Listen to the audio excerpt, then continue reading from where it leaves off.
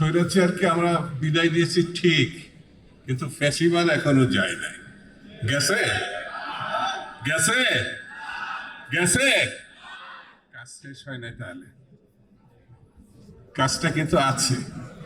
আমাদের একটা অহংকার আছে, যারা আমরা এই যে আমার সময় থেকে যারা 90 গণঅভ্যুত্থান করেছে, আমরা বেগম জিয়ার আপসের নেত্রী তার সঙ্গে ছিলাম। অনেকেই বিএনপির আদারওয়াইজ নেন না, তাকে ফেলে এর সাথে সঙ্গে চলে গেছে। দু পাঁচজন ছাত্র নেতাও গেছিল, তাতে কিচ্ছু যায় আসে না। ছাত্রদল দায়িত্ব নিয়েছিল, ছাত্রদল সংগ্রাম করেছে, ছাত্রদল গণঅভ্যুত্থান করেছে এবং দেশ নেত্রীকে প্রধানমন্ত্রী করে ছেড়েছে ছাত্রদল। তার সঙ্গে বিএনপি ছিল, অন্যরা ছিল, দেশবাসী ছিল। কিন্তু দায়িত্ব নিয়ে গণঅভ্যুত্থানে এই যে আমান খোকন আছে, তো এখানে তো বক্তৃতা করেছে, তার সঙ্গে ছাত্রদল ছিল, অন্যান্য ছাত্র সংগঠন ছিল। কিন্তু নেতৃত্ব দেশ নেত্রীকে যারা মানতেন তারাই দিয়েছিলেন। এখন কিন্তু একটা কাজ, আমি বক্তৃতা শেষ করে ফেলবো অল্পতে, কারণ মহাসচিব আছে, প্রধান অতিথি বক্তৃতা করবে। জনাব তারেক রহমানকে প্রধানমন্ত্রী করার আগ পর্যন্ত ঢিলা দেওয়া যাবে না। যাবে যাবে কাজ ধৈর্যের সঙ্গে দেখছে না চারিদিকে। এই যে আমাদের রিপন যেটা বলল, ষড়যন্ত্র, আমান যেটা বলল, ষড়যন্ত্র কিন্তু বন্ধ হয় না। নানান ওসিলায় নানান ভাবে এই ষড়যন্ত্র করা হচ্ছে।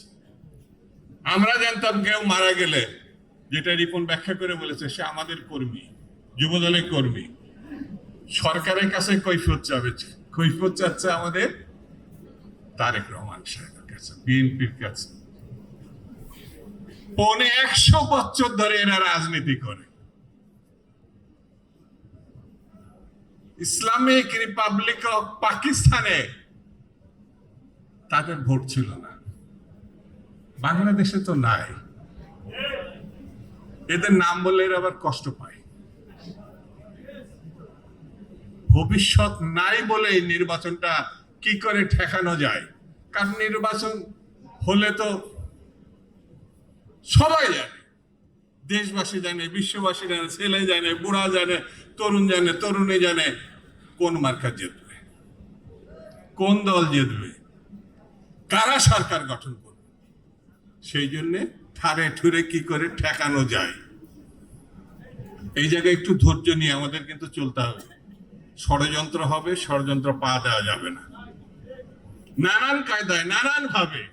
ওই যে একজন হঠাৎ করে বলে ফেললো না কালকে, যে সরকার পারে না নিরাপত্তা দিতে, সে কি করে ইলেকশন করবে বললো না? ঘটনা কত রকম জটিল এবং কুটিল, বুঝতে পেরেছেন? সেই জন্য বন্ধুরা, আজকে এই যে গণঅভ্যুত্থান, মহান গণঅভ্যুত্থান, স্বৈরতন্ত্রের পতনে যারা যেভাবে দায়িত্ব পালন করেছেন, যেখান থেকে দায়িত্ব পালন করেছেন, আমি পূর্ণবার তাদের প্রতি শ্রদ্ধা জানাই। তাদের এই মহান কীর্তির প্রতি দেশবাসী কৃতজ্ঞ, আমার দল কৃতজ্ঞ। আমরা বিশ্বাস করি এইভাবেই বাংলাদেশ সামনের দিকে এগিয়ে যাবে।